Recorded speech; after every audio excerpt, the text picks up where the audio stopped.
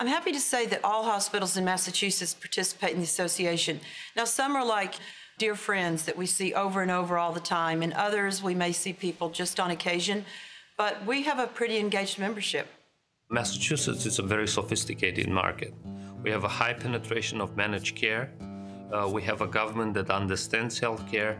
We have very strong hospitals with very high quality and very high performance. We're almost serving like a lab for the future of healthcare. How do we continue to improve quality and safety while at the same time reducing the cost of healthcare? You know what makes Massachusetts so unique? People really do work for the common good.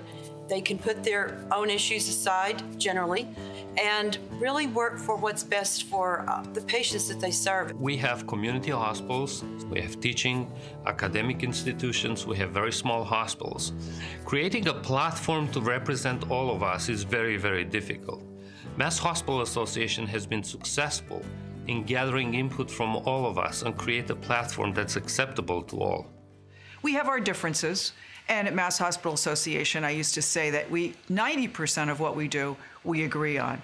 It's the 10% that makes life interesting, but it's that diversity that really has strengthened the association, and I think has, certainly during the time of health reform, was a big plus, because we had to walk in another person's shoes in order to get reform right and get it fair. We've realized that we do better now working together than working apart, particularly when we're trying to improve the quality of care and the efficiency of care. All of the people that had a vested interest in making a difference in healthcare reform were able to work together.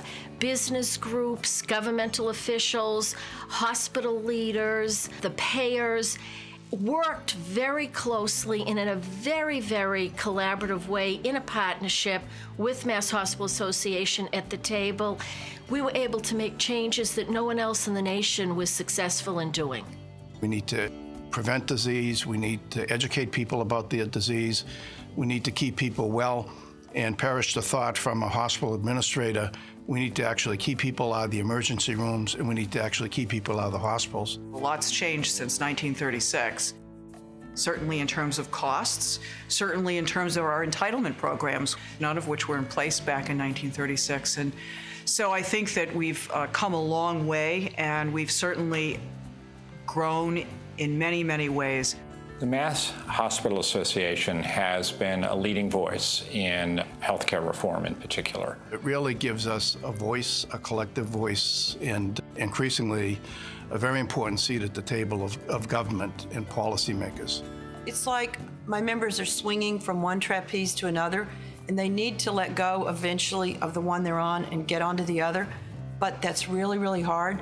And so that's where we're helpful. The Mass Hospital Association, in addition to being a catalyst for bringing people together and for sharing ideas, it really is a place that we look to provide us with the most up-to-date information on federal issues, on state issues, whether they be political in nature, whether they be reform in nature, whether they be regulatory issues. It's a tough road that MHA has. They represent hospitals of all sizes, for-profit, not-for-profit, large systems, small, standalone facilities, but they do an incredible job being able to take the diversity of the hospitals that they represent and build a consensus. If you don't get involved and you don't participate, you really don't know what you're missing, because there is so much knowledge and expertise at the association, not just in the association itself, but through connections with the leaders around the state. It's where the action is. It's where your colleagues are. It's where you can get the information that you need to do your job.